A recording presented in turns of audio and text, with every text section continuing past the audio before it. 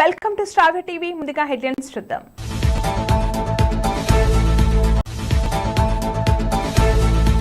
అసత్య సమాచారంతో పోలీసులు అక్రమ అరెస్టులు, బెదిరింపులు సరైంది కాదు శశి ఏబీవీపీ. కాంగ్రెస్ ఎమ్మెల్యే కోరం కనకయ్యకు నిరసన సెగ. పెద్దపల్లి జిల్లా కేంద్రంలో కళ్యాణమస్తు షాపింగ్ మాల్ ప్రారంభించిన ఎమ్మెల్యే విజయ రమణారావు, సినిమా నటి అనన్య. ఇందిరమ్మ రాజ్యంలో నెరవేరిన సొంతింటి కల, ఆనందం వ్యక్తం చేసిన లబ్ధిదారులు. ఆగస్టు 2వ తేదీ తెలంగాణ రాష్ట్ర కార్మిక శాఖ మంత్రి గడ్డం వివేక్ వెంకటస్వామి ఆత్మీయ సన్మాన సభను విజయవంతం చేయాలని కోరిన వివిధ కుల సంఘాల నాయకులు.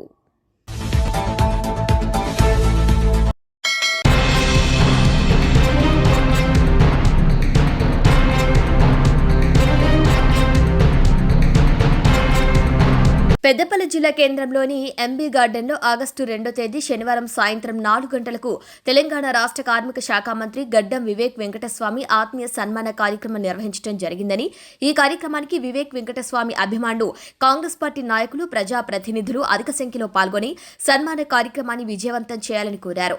ముందుగా మాల మహానాడు ఆధ్వర్యంలో ఏర్పాటు చేసిన ఆత్మీయ సన్మాన కార్యక్రమం వాల్ పోస్టును ఆవిష్కరించారు.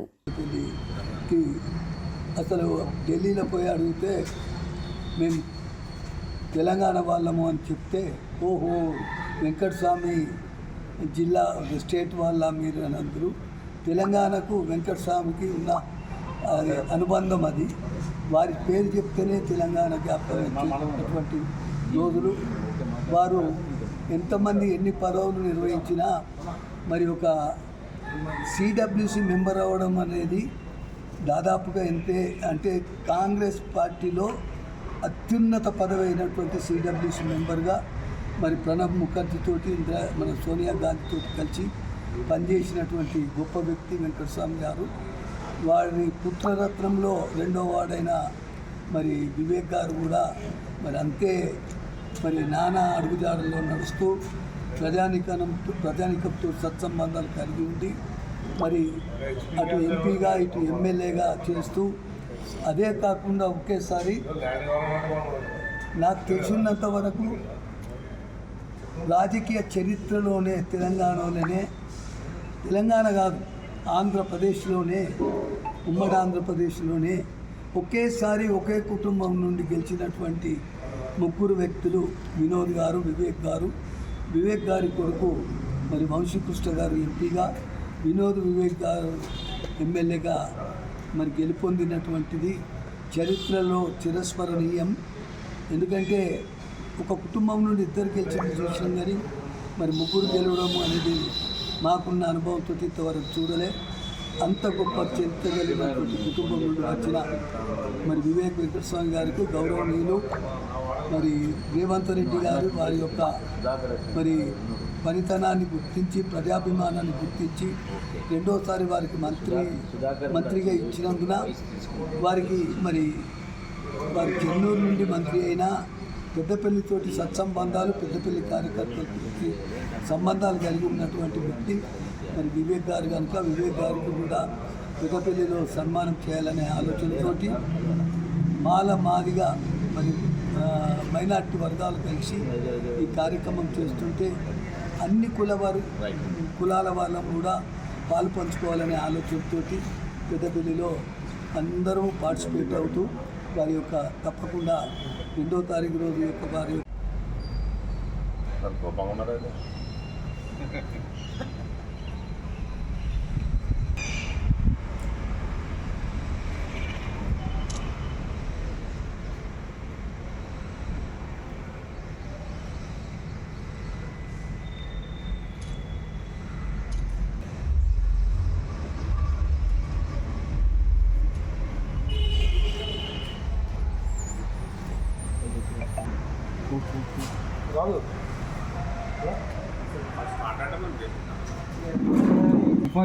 నీకు ఒక పెట్టి ఇస్తాను, ఒకటి వాయిస్తానా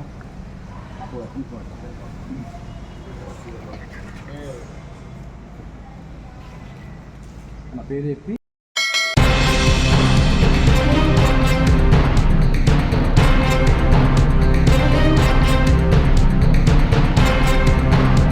సంగారెడ్డి జిల్లా పుల్కల్ మండలం ముదిమాని గ్రామంలోని ఎస్సీ బాలుర హాస్టల్ను ఆందోళన మాజీ శాసనసభ్యులు చెంటి క్రాంతికిరణ్ సందర్శించారు. ఈ సందర్భంగా అక్కడి హాస్టల్ బిల్డింగ్ పరిస్థితిని చూసి ఆయన విస్తుపోయారు. పిల్లలు పడుకునే గదులు పూర్తి శిథిలావస్థకు గురవ్వటం, గోడపెచ్చులు ఊడటం, పైకప్పు నుంచి నీరు కారుతున్న దృశ్యాలను ఆయన మీడియాకు చూపించారు. గత సంవత్సరం నుంచి కాస్మెటిక్ ఛార్జీలు రావటం లేదని అక్కడి పిల్లలు క్రాంతికిరణ్తో చెప్పడం జరిగింది. కేసీఆర్ ప్రభుత్వంలో ప్రభుత్వ హాస్టళ్లు, గురుకుల పాఠశాలలు ఒక వెలుగు వెలిగాయని, కాంగ్రెస్ ప్రభుత్వం వచ్చాక హాస్టల్ స్థితులు చూస్తుంటే జాలేస్తుందని క్రాంతికిరణ్ అన్నారు. ప్రభుత్వం వెంటనే హాస్టల్ ఒక మంచి బిల్డింగ్ లోకి వెంటనే మార్చాలని వారు డిమాండ్ చేశారు.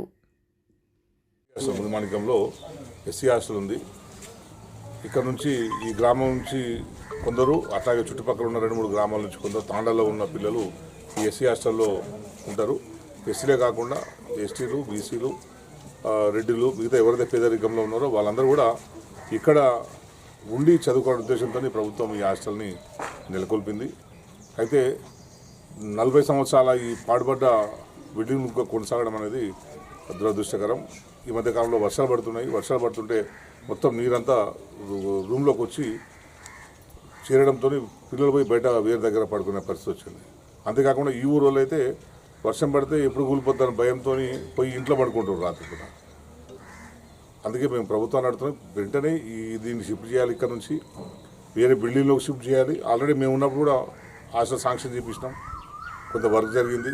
ఇప్పుడైనా మంత్రి గారు జోక్యం చేసుకొని కొత్తగా దీనికి అయ్యే నిధులు ఎంతైనా సరే దానికి వెచ్చించి కొత్త బిల్డింగ్ కన్స్ట్రక్ట్ చేయాలని చెప్పి మేము డిమాండ్ చేస్తున్నాం. అంతవరకు తక్షణమే దీన్ని వేరే బిల్డింగ్లకు మార్చాలని మేము డిమాండ్ చేస్తున్నాం. ఎందుకంటే ఈ బిల్డింగ్ పరిస్థితి చూసిన తర్వాత మేము లోపల చూసినాం, అట్లాగే బయట కూడా చూసినాం. బహుశా మీడియా మిత్రులు కూడా బయట కూడా చూస్తే మొత్తం ఒక్కసారి కనుక భారీ ఎత్తున వర్షం పడితే ఎప్పుడైనా అది గోడ కూలిపోయే పరిస్థితి ఇది దీంట్లో ఉన్నది. లోపల చూస్తే లోపల అట్లే ఉంది, బయట చూస్తే బయట అట్లే ఉన్నది. అందుకే ఈ ఎస్సీ హాస్టల్లో మరమ్మతులు చేయడం కాదు. ఇప్పుడు దీనికి ఇంత మరమ్మతులు చేసినా కూడా అది మళ్ళీ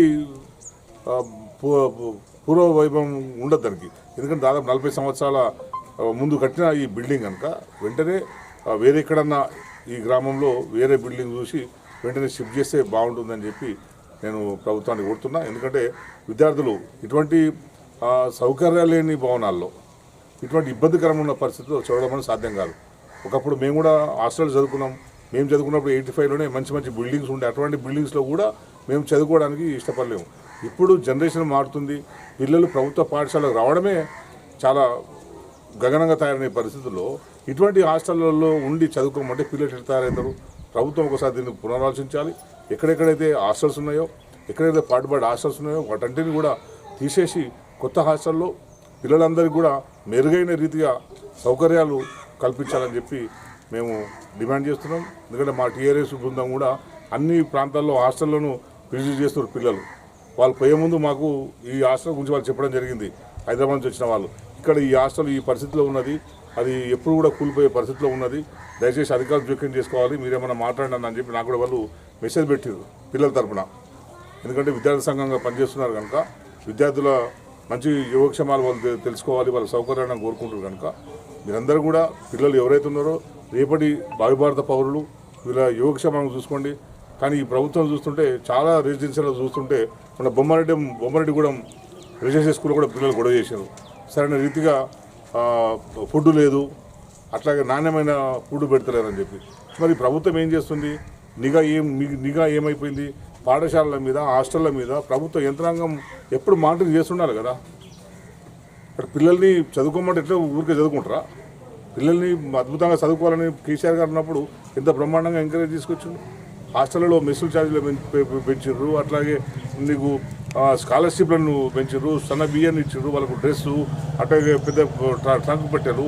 ఇటువంటివి ఇంతకుముందు ఉన్నా కూడా కొంచెం మెరుగైన విధంగా కేసీఆర్ గారు చేశారు. మీరు దాన్ని కంటిన్యూ చేయకపోగా ఇంకా అధ్వానమైన పరిస్థితికి ఈ హాస్టల్లో తీసుకొచ్చారు. అందుకే అన్ని హాస్టల్ కూడా ఇంకా ఎవరో మీరు ఇక్కడ వస్తున్నారని తెలిసి ఎవరో మిత్రులు చెప్తుండ్రు, మా పుల్కల్లో ఉన్న హాస్టల్ కూడా ఇదే పరిస్థితిలో ఉన్నారని. మేము అదే డిమాండ్ చేస్తున్నాం జిల్లాధికారులను. మేము తరోగా అన్ని హాస్టళ్లను విజిట్ చేస్తాం. ఎందుకంటే మళ్ళీ మేము మాట్లాడితే మీరు రాజకీయం అనుకుంటారేమో. అందుకే మేము ముందే మీకు చెప్తున్నాం, హాస్టల్లో ఉన్న సౌకర్యాలని మెరుగుపరచండి, పిల్లలకు మంచి భోజనం పెట్టండి, మంచి సౌకర్యాలు ఇవ్వండి. మేము వారానికి ఇట్లా మా వాళ్ళందరూ కూడా మేము వారానికి ఒకసారి ప్రతి హాస్టల్ని మేము విజిట్ చేస్తాం. విజిట్ చేసి పిల్లలకు మద్దతుగా మేము ఉంటాం. పిల్లలకు మంచి చదువులు చదివించాలి, మంచి ఆరోగ్యంగా ఉండాలంటే మంచి ఫుడ్ పెట్టాలి, ఆరోగ్యంగా ఉండాలంటే పరిసరాలు శుభ్రంగా ఉండాలి. అంతే కదా, నువ్వు ఇట్లా ఉంటే ఆరోగ్యంగా ఉంటారా పిల్లలు? ఎవరు ఉంటారు కదా. అందుకే ప్రభుత్వం, కలెక్టర్ గారు వెంటనే దీన్ని చొరవ తీసుకోవాలి. మొత్తం మా నియోజకవర్గంలో ఎన్ని హాస్టల్స్ ఉన్నాయో అన్ని హాస్టల్స్లలో విద్యార్థుల భద్రత మీద, అట్లాగే భవనాల నాణ్యత మీద, భవనాల్లో నెలకొన్న సమస్యల మీద వెంటనే రివ్యూ పెట్టి పిల్లలకు మంచి సౌకర్యాలు కల్పించాలని చెప్పి మేమందరం డిమాండ్ చేస్తాం.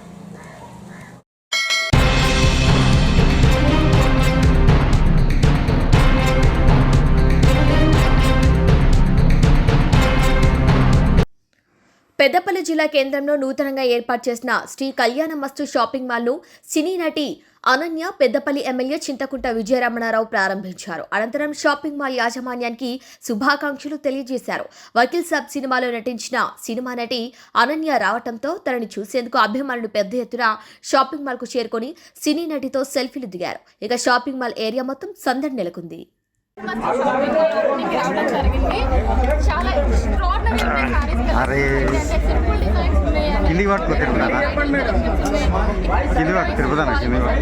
చాలా నచ్చాయి. అండ్ ఆల్సో ఓపెనింగ్ లో స్పెషల్ ఆఫర్ గా ఎవ్రీ 1000 రూపీస్ కి 1 రూపీ సారీ అని చెప్పి చాలా కొత్తగా ఒక పెద్ద ఆఫర్ పెట్టారండి. సో అస్సలు మిస్ చేసుకోకండి. ఇక్కడ వచ్చి మంచి మంచి కలెక్షన్స్, మంచి మంచి డిజైన్స్ లో మీకు నచ్చిన సారీస్ ఈ శ్రావణ మాసంలో కొనుక్కోండి.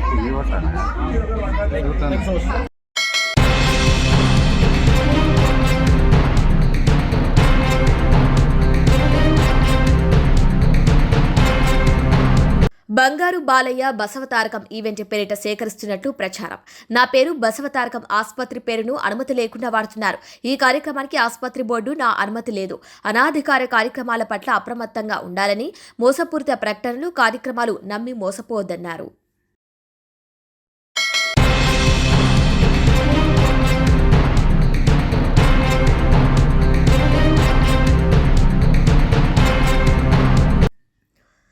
బీవీపీ ఇందూర్ విభాగ్ కన్వీనర్ శశి మాట్లాడుతూ ఏబీవీపీ నిజామాబాద్ కార్యాలయానికి ఉదయం 20 నుంచి 30 మంది దాకా పోలీసులు కార్యాలయానికి వచ్చి మా ప్రభుత్వానికి వ్యతిరేకంగా ప్రోగ్రాం చేస్తున్నారు కదా, మిమ్మల్ని అందరినీ అరెస్టు చేయడానికి వచ్చామని మాట్లాడారు. కానీ ఈరోజు మాది ఏ ప్రోగ్రాం కూడా నిజామాబాద్లో లేదు. రాష్ట్ర వ్యాప్తంగా ఏబీవీపీ మెంబర్షిప్ డ్రైవ్ నడుస్తోంది. మెంబర్షిప్ కోసం వెళ్తుంటే మమ్మల్ని వెళ్ళనివ్వకుండా దాదాపుగా 9 గంటల నుంచి 12 గంటల వరకు ఆఫీస్లోనే అక్రమ అరెస్టులు చేసి మెంబర్షిప్ కోసం వెళ్తా అంటే కూడా వెళ్ళనివ్వకుండా భయభ్రాంతులకు చేయాలని ప్రయత్నం చేశారు. ఇక పోలీసులకు ఒకటే చెబుతున్నాం, తప్పుడు సమాచారంతో విద్యార్థి నాయకులను, విద్యార్థి సంఘాలను తొక్కిపెట్టాలని ఈ రాష్ట్ర ప్రభుత్వం కోసం పోలీసులు ప్రయత్నిస్తున్నారు. మీ తాటాకు చప్పులకి, ఉడత బెదిరింపులకు భయపడే ఆర్గనైజేషన్ ఏబీవీపీ కాదు. ఏబీవీపీ అంటే విద్యార్థుల గుండె చప్పుడు. ఈ రాష్ట్ర ప్రభుత్వం స్కాలర్షిప్లు, ఫీజు రియంబర్మెంట్స్ దాదాపుగా 8,300 కోట్ల రూపాయలు ప్రభుత్వం విడుదల చేయకపోవటం వలన పేద, మధ్యతరగతి, బడుగు, బలహీన వర్గాల విద్యార్థులు, దారిద్ర్య రేఖకు దిగువన ఉన్నటువంటి విద్యార్థులు చదువుకు దూరమయ్యే పరిస్థితి ఉంది. ఇక రాష్ట్రంలో ఉంటుంది. ఈ ప్రభుత్వం మెడలు వంచన స్కాలర్షిప్, ఫీజు రియంబర్స్మెంట్ విడుదలయ్యే వరకు కార్యక్రమాలు, ఉద్యమాలు చేయడానికి శ్రీకారం చుట్టబోతున్నాం. ఆగస్టు ఫస్ట్ వీక్లో దాదాపు 10,000 మంది విద్యార్థులతో నిజామాబాద్ జిల్లా మొత్తాన్ని సంభవింపచేయడానికి సిద్ధమవుతున్నాం. స్కాలర్షిప్లు, ఫీజు రియంబర్మెంట్స్ విడుదలయ్యే వరకు మా ఉద్యమాన్ని ఆపేదే లేదని ఈ ప్రభుత్వాన్ని హెచ్చరిస్తున్నామన్నారు.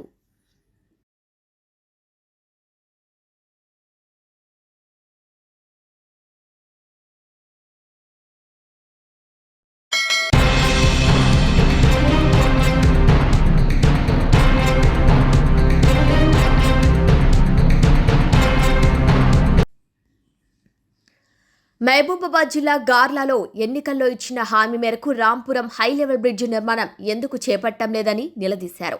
ఇక వెంటనే స్పష్టమైన హామీని ఇవ్వాలని వారు డిమాండ్ చేశారు. గార్ల మండల పర్యటనకు వచ్చిన ఎమ్మెల్యే కోరం కనకయ్యను మున్నేరువాగుపై ప్రజలు అడ్డుకున్నారు. బ్రిడ్జి మంజూరు కాకపోతే మీతో పాటు కలిసి బ్రిడ్జి నిర్మాణం కోసం ఉద్యమాలు చేస్తా అని చెప్పి వెళ్లిపోయిన ఎమ్మెల్యే కోరం కనకయ్య అని అన్నారు. అయితే బ్రిడ్జి నిర్మాణం చేయకపోతే అధికార పార్టీ నాయకులను గ్రామంలో తిరగనివ్వబోమని హెచ్చరించారు గ్రామస్తులు.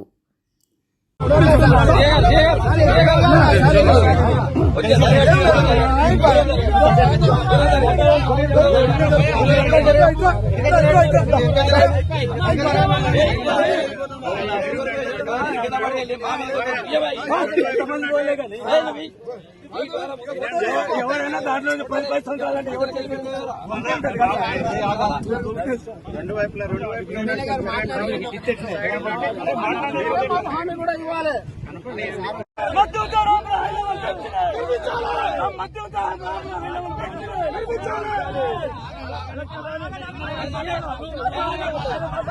నువ్వు 10 సంవత్సరాలు లేవా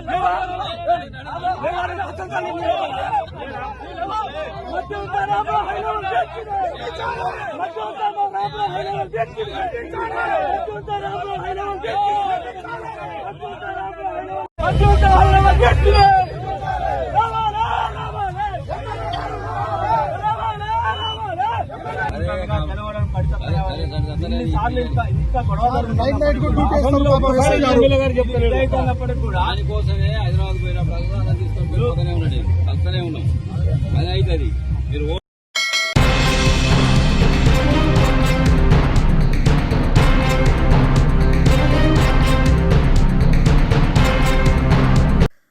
ఏదుల మండలం చిర్కాపల్లి గ్రామం గాంధీనగర్ కాలనీలో ఇందిరమ్మ ఇంటి తొలి గృహ ప్రవేశానికి బుధవారం రోజు పాల్గొన్నారు ఎమ్మెల్యే తుడి మేఘారెడ్డి. చిర్కాపల్లి గ్రామంలో ఇందిరమ్మ ఇల్లు లబ్ధి పొందిన రేణుక ఎల్లస్వామి దంపతుల నూతన గృహ ప్రవేశంలో పాల్గొని దంపతులిద్దరికి నూతన వస్త్రాలు కానుకగా అందించి వారిద్దరిని అభినందించారు. ఈ సందర్భంగా ఎమ్మెల్యే మేఘారెడ్డి మీడియా సమావేశంలో మాట్లాడుతూ గత 10 సంవత్సరాల కాలంలో ఇల్లు లేని నిరుపేదలు తీవ్ర ఇబ్బందులు అనుభవించారని, నేడు కాంగ్రెస్ ప్రభుత్వ హయాంలో ఇల్లు లేని ప్రతి ఒక్కరికి 5 లక్షల రూపాయల ఖర్చుతో సొంతింటి కల సాకారం చేస్తుందన్నారు. వనపర్తి నియోజకవర్గం మొత్తంలో 3,500 ఇందిరమ్మ ఇండ్లు నిర్మాణం అవుతున్నాయని, మరో 2,000 ఇండ్లను అదనంగా మంజూరు చేయించి అర్హులైన ప్రతి ఒక్కరికి ఇందిరమ్మ ఇల్లు నిర్మాణం చేయిస్తామని, నియోజకవర్గంలో పూరి గుడిసె, రేకుల ఇల్లు, పాత మట్టి మిద్దెలు లాంటివి లేకుండా అందరికీ ఇందిరమ్మ ఇల్లు మంజూరు చేయించి ఇంటి ఇబ్బందులు తొలగించి సొంతింటి కల నెరవేరుస్తామన్నారు. అందరికి నమస్కారం, పత్రికా మిత్రులకు అందరికి నమస్కారం. ఈరోజు వనపర్తి నియోజకవర్గంలో ఏదుల మండలం చిర్కేపల్లి గ్రామంలో గాంధీనగర్ కాలనీలో రేణుక ఎల్లస్వామి ఇందిరమ్మ రాజ్యంలో వనపర్తి నియోజకవర్గంలో 3,500 ఇండ్లు ఇస్తే మొట్టమొదటి ఇల్లు రేణుక ఎల్లస్వామి గారు ఈరోజు గృహప్రవేశం చేసుకున్నందుకు వాళ్ళకు ప్రత్యేకంగా మేము అభినందనలు తెలపడానికి నాతో వచ్చేసి ఆ రేణుక ఎల్లస్వామి గారికి నేను కమిట్మెంట్ ఇచ్చినట్లు వనపర్తి నియోజకవర్గంలో ఇందిరమ్మ ఇల్లు ఇచ్చిన ప్రతి కుటుంబానికి నేను సొంతంగా వాళ్ళకు బట్టలు పెట్టే కార్యక్రమం చేసినాం. ఆ ఇప్పుడే బట్టలు కూడా ఇచ్చినాం మేము. దాంతోపాటు ఈరోజు వాళ్ళ గృహప్రవేశం చేసుకున్న సందర్భంగా ఎల్లస్వామి రేణుక గారికి ప్రత్యేకంగా అభినందన తెలియజేస్తున్నాం. వనపర్తి నియోజకవర్గంలో మొట్టమొదటి ఇందిరమ్మ ఇల్లు ఈరోజు గృహప్రవేశం అయింది.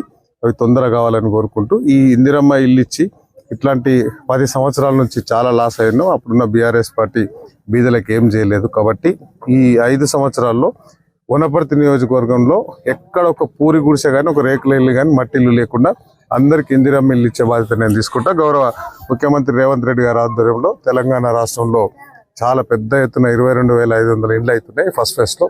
సెకండ్ ఫేజ్లో కూడా వనపర్తి నియోజకవర్గం ఒక 2,000 తీసుకొస్తే మొత్తం కంప్లీట్ అవుతాయి. సో దీనికి సహకరించిన ఇందిరమ్మ రాజ్యం గౌరవ ముఖ్యమంత్రి గారికి, గౌరవ హౌసింగ్ శాఖ మంత్రి పొంగులేటి శ్రీనివాసరెడ్డి గారికి ప్రత్యేకంగా ధన్యవాదాలు. Thank you.